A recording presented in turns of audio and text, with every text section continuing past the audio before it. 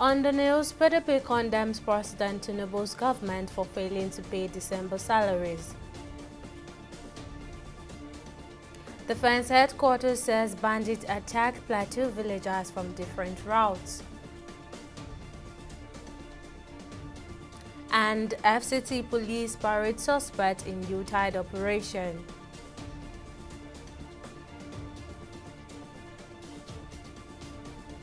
Glad to have you join us on the news on TV 360 Nigeria. I'm Tamilore Akinkolie. President Bola Tinubu on Friday participated in Juma prayers at the Lagos Central Mosque on Nnamdi Azikiwe Street in Lagos Island alongside other Muslim faithfuls. The president was accompanied by his Chief of Staff Femi Gbajabiamila, the National Security Advisor Nuhu Rubadu, and other senior government officials. During the sermon delivered by the Chief Imam of Lagos Central Mosque, Sulaiman Abana Allah, there was an emphasis on the importance of kindness towards both Muslims and non-Muslims. The Chief Imam encouraged the faithful to emulate the good character of the Prophet, highlighting the Prophet's impartial treatment of individuals, irrespective of their status, religion, or tribe. The sermon also underscored the significance of maintaining law and order in the country, advocating for compassion and discipline. Prayers were offered for President Tinubu, members of his cabinet, and the nation, seeking Allah's blessing for peace and tranquility.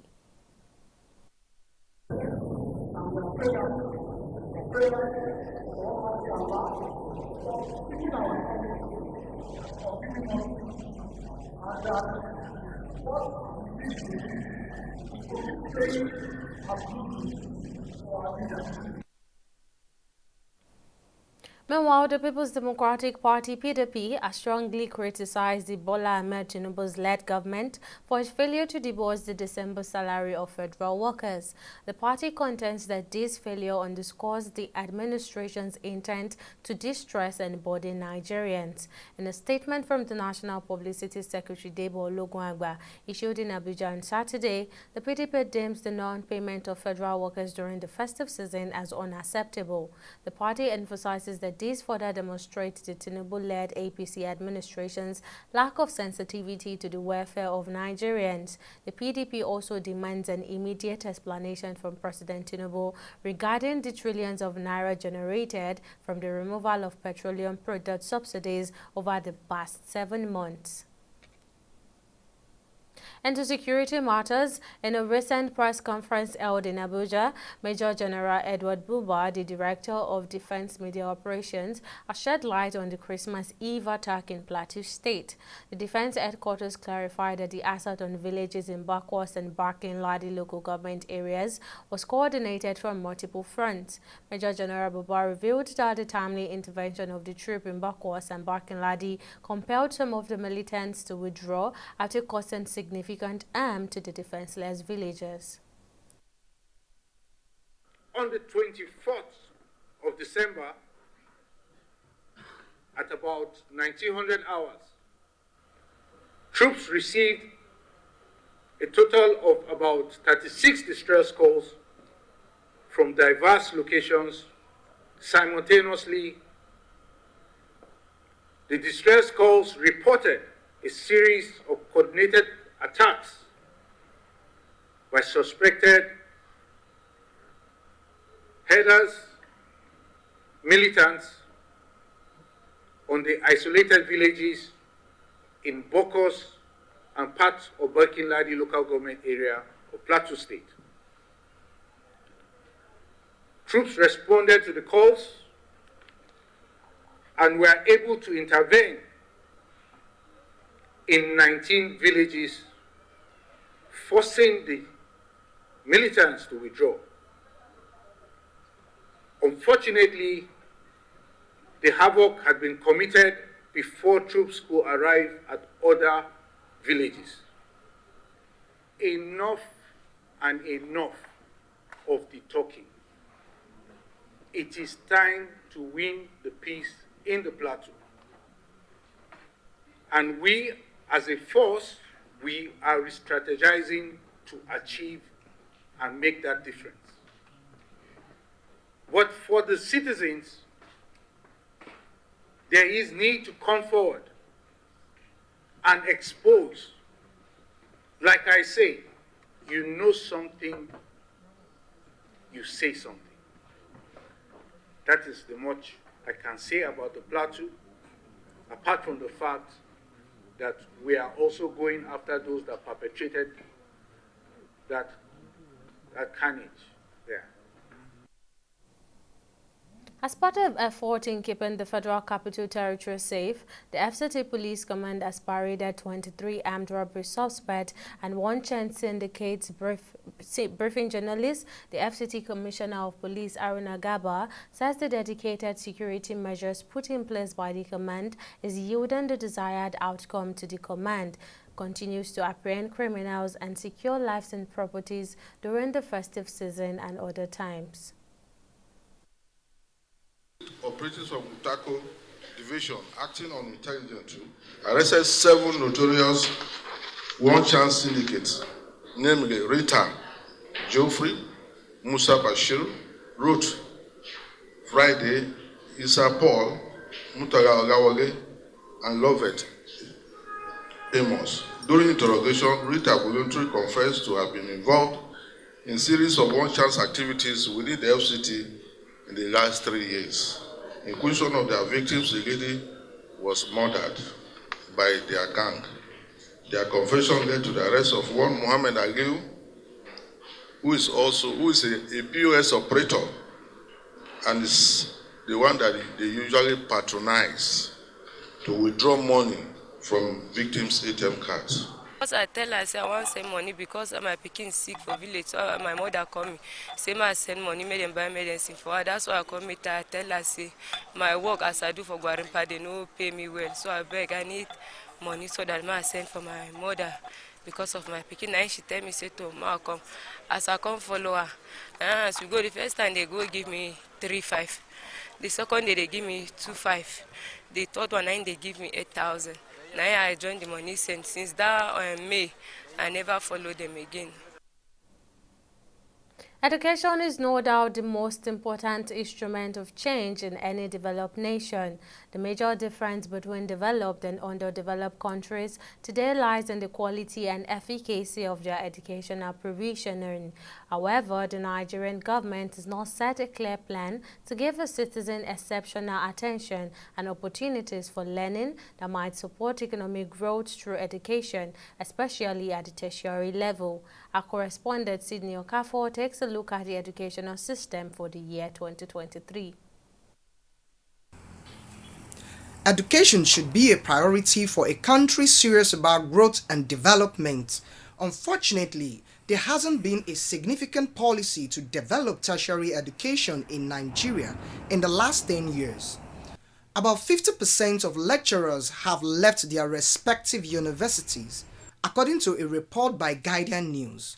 And those who haven't quit yet are warming up because of their pay scale. To date, the country has 79 private universities, 43 federal universities and 48 state universities, making 170 universities. President Tinubu during his campaign promised to revive the education sector at all levels to meet the emerging global best practice and socio-economic realities.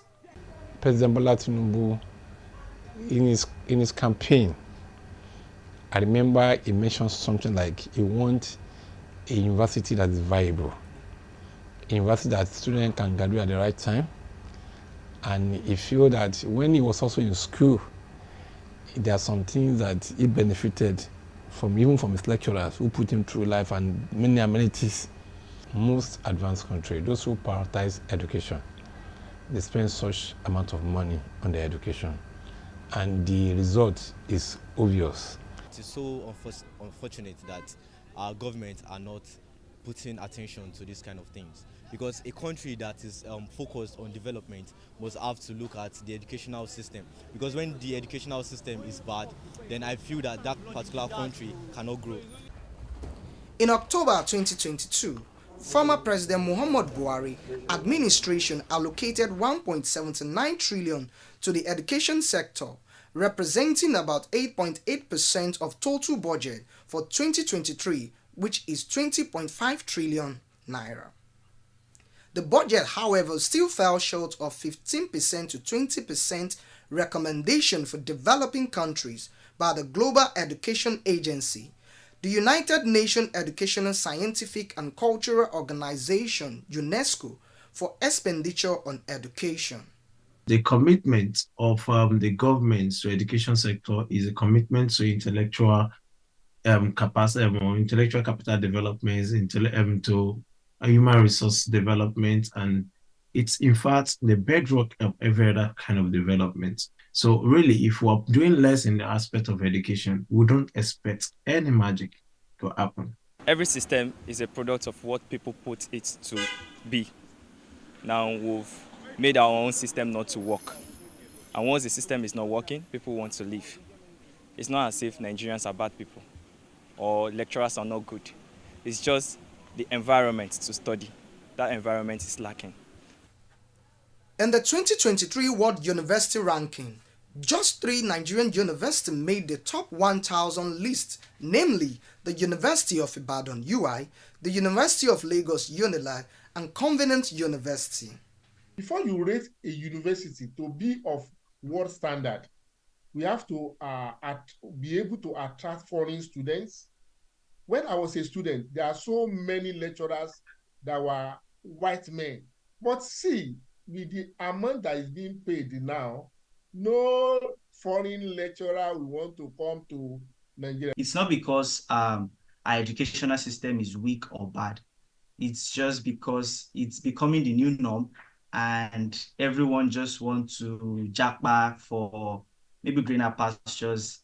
And of course, yeah, they have maybe more conducive and enabling environment for learning. On June 12, 2023, President Bola Tinubu signed the Access to Tertiary Education Act, also known as the Student Loan Act, which should offer underprivileged students easy access to higher education through interest-free loans.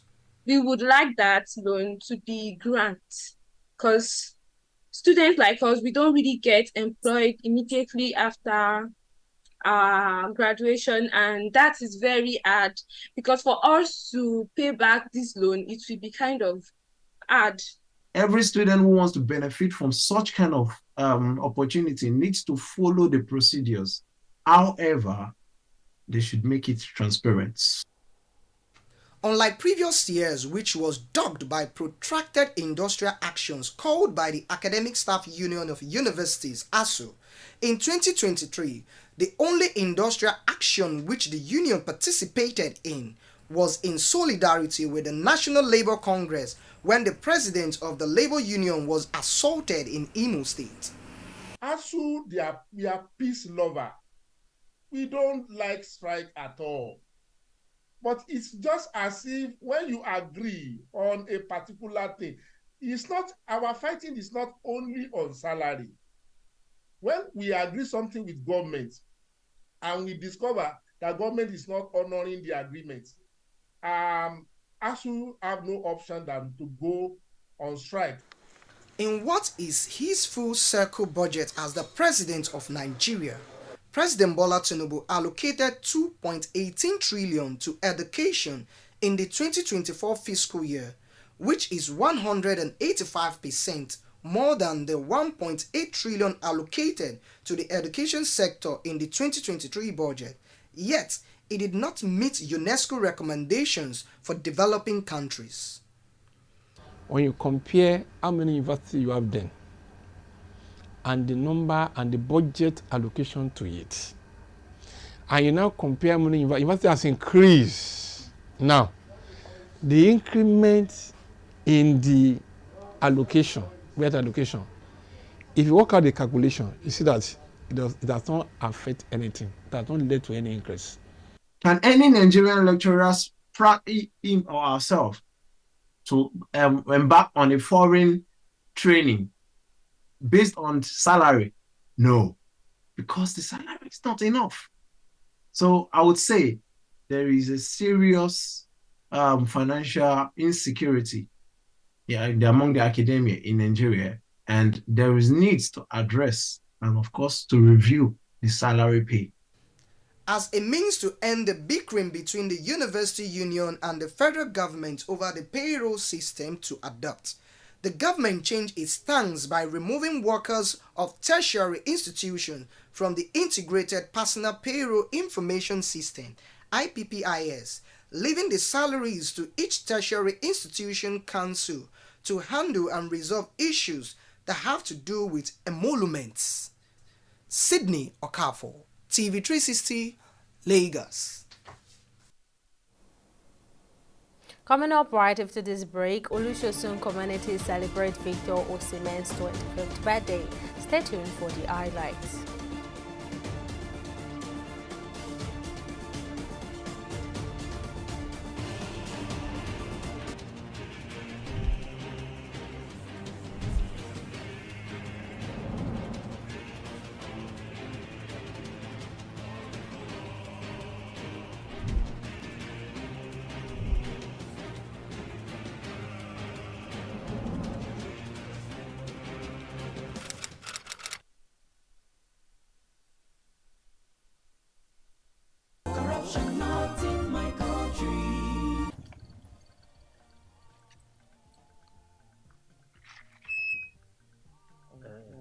Now, yeah? Yes, Oga.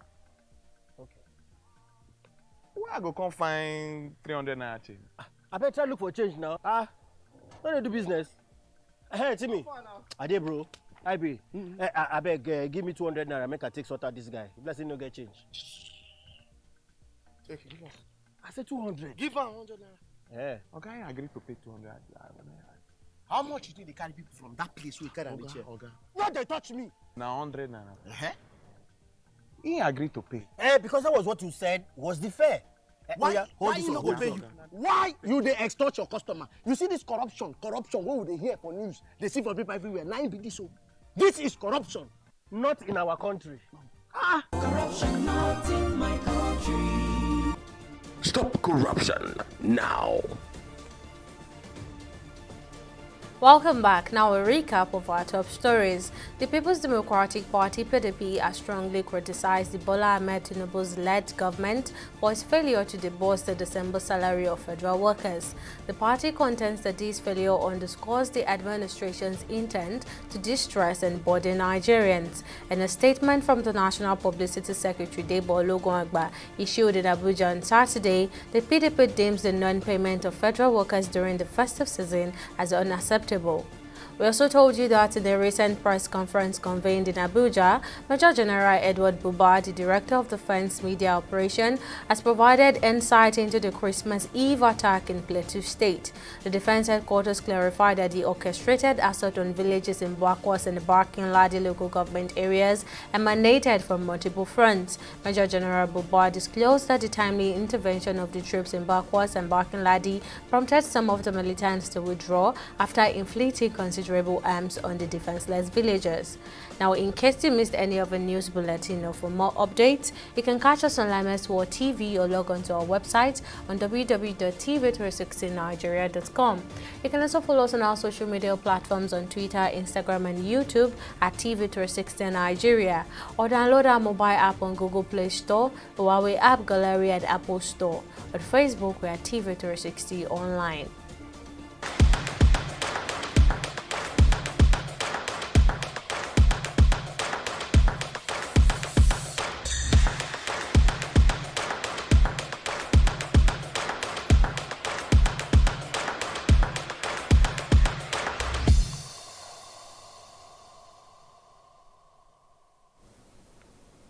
And in business, one of the stories the business world cannot ignore in 2023 is the United States Securities and Exchange Commission, which filed charges against Nigerian businessman Dozie Umobosi and 3 companies of his incorporated in Nigeria for alleged inflation of companies' performance to defraud investors.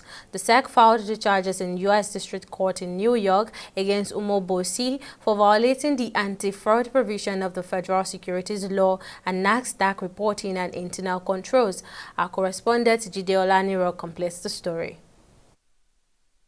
Football enthusiasts know him as the man who wanted to buy English Premier League side Sheffield United at the time in 2022. The same year, he sponsored a preseason football tournament in Nigeria, promising to make it an annual event, but nothing has been heard about it until it was recently linked to a Nigerian second-tier team, 1472 FC, as the sponsor. The man, Dozie Mobuse, is now enmeshed in a fraud allegation which could make or mar his reputation for life.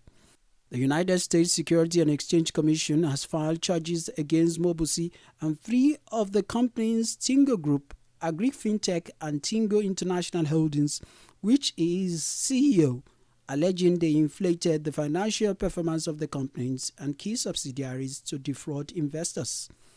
Outside of Nigeria, outside the world. But these guys actually decided to almost create a fictitious, entity and actually boldly put it out there, in a country with the SEC, with the FBI, all these kind of places. And why would you do that? I mean, it's a very, very, it's a very sad and terrible story. And I don't know why they did it, because from day one, it was clear that this business was built on a pack of lies. It's bad because they're going to say it's a Nigerian that ran this. The bank that I'm seeing on the SEC listing here are Nigerian banks, but still, I have to ask that question in a way. It's very, very bad in terms of the image. It falls into that same, stereotype that we're all fraudsters in quotes, more or less, and that's just going to be bad for us going forward. In November, the SEC altered trading in Nasdaq-listed Tingo Group and AgriFintech securities after finding inaccuracies in their disclosures. The move followed a report by US-based Hindenburg Research in June that called the company an exceptionally obvious scam and caused Tingo's share price to nosedive. The reason why you go to the US to list is, of course, the compliance, and the risk and the governance that you have in the US market, that investors believe that a higher level of oversight has happened on your books. Clearly, this didn't happen in Tingo's case. He fell through the cracks. He lied his way through, as alleged, and now it's falling apart. So I think if you go in, it's going to be the same level of scrutiny. But the SEC also relies on the auditors and the board to do that secondary, or should we say the primary check on the account before you come to the big board. And I think that's where the failure started, that at the very, very basic level. There are 2 Tingo Group subsidiaries believed to be operating in Nigeria. Tingo Mobile, which claims it provides farmers with microloans, weather forecast, and an online marketplace, and Tingo Foods, which product is not seen in any market. These 2 are also alleged to have grossly inflated valuations in order to attract investors. I mean, you don't even have an office. It's not as if Hindenburg didn't try to come to your office. They went to Lagos. They went there. They don't find any staff. They don't find anything. They took pictures. So it wasn't as if they made up a story or anything about it. So by the time that report came out, I mean, Tingo, I guess maybe they could not actually come out and say, oh, sorry, you've caught us. We're sorry. In April this year, Tingo co-chair Christophe Chalier resigned, citing his unwillingness to sign off on the group's financial statements and the lack of communication and teamwork in the management of the company. Although Mobuse has called the SEC's allegations baseless and says he will contest them with unwavering resolve, while Tingo Group has also issued a statement that it intends to vigorously defend itself in relation to the SEC complaints. Now we await the outcome of the Security Exchange Commission investigation with bated breath. Jide Olaniran, TV 360 Lagos.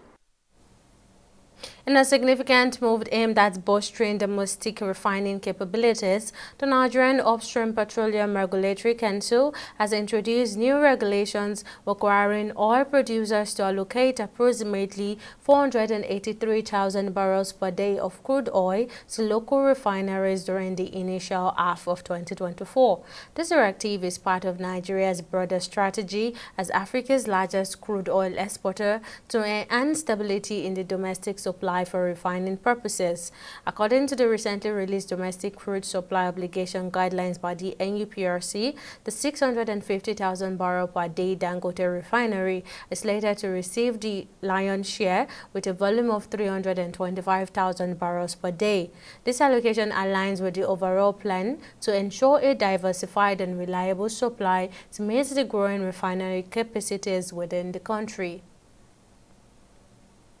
And on the global scene, Burundi's President Evariste Ndayishimiye made headlines on Friday with an intense anti-gay declaration advocating the public stoning of same-sex couples. The conservative Christian country in East Africa has criminalized homosexuality since 2009, imposing prison terms of up to 2 years for consensual same-sex act. In a public event broadcast by the Burundian media in the eastern part of the country, the president, the Catholic, expressed a strong disapproval of same-sex relationship, branding marriage between such couple as an abominable practice. The Burundian president also criticized Western countries that use aid as leverage to advocate for gay rights in the smaller nation. And in sport, in honor of Super Eagles statesman Victor Osimhen's 25th birthday, his supporters and fans in his childhood residence Olusosun and surrounding areas have organized a birthday party to celebrate him. Osimhen's well-wishers expressed their love and appreciation to him for adding another year and winning the 2023 CAF Player of the Year award, which is a positive representation of the community and country on a global scale. There are more details in this next report.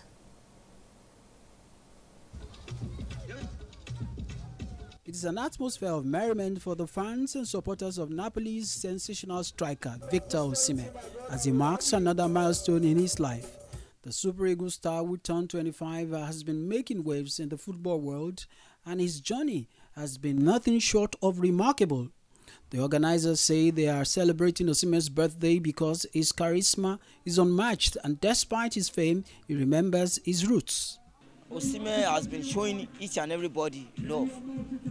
I would say for the past 5 to 6 years, 6 years back, there are some people that sometimes when some players get to limelight, they will just forget their roots.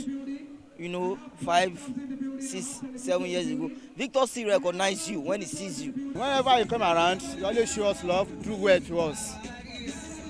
Yes, you always do well. Ojota, Olusosun, Oregun, Alausa, always do well to us. I don't know other people that are talking bad about him, but you are not equal. You can't serve all of us. To celebrate their icon, who used football to write Olusosun on the world's map, people of all ages flocked to the Olusosun field in his honor. The Olusosun Community Barbers Association showed solidarity by offering free haircuts to anyone who visited their tent, as kids also get engrossed in their gaming pastime. No, we are not charging anything. We just do it free because of those guys. Well, this guy is a very great guy in Olusosun here. He's brought up Olusosun. So he makes himself free with everybody. That's why we are doing this thing. That's why we are cutting hair free. They are really benefiting from him, including me also. I won't lie. I'm benefiting so much from him because he's a great guy. He shows love to everybody. He doesn't discriminate. Show love, real love. When he see you on the road, hey, you take. Hey, you take. Hey, you take. Come on. Who does that? Look at this. I benefit from here today. See the way my head is shining. Better Skodo. The guests were treated to a performance by Olusosun youths who displayed their unique artistic talents. Some attendees say Osimhen's achievement has inspired youth in the community. Yeah, I feel great about Osimhen, so I think I can do more too. Yes, I will be happy if I have people gathering because of me too. This is a great thing, so we have to we look at as an inspiration for us. With Victor Osimhen's fame to the football world, it's a blessing. At least he has opened the way for both my younger brother and others. This now will motivate him to go as far as he wants to go. The talented 2023 CAF Player of the Year winner has continued to inspire many, just as his community has continued to celebrate this iconic figure from the dusty street of Olusosun. And that ends the bulletin for today. Many thanks for watching. I'm Tamilore Akinkwole. Bye for now.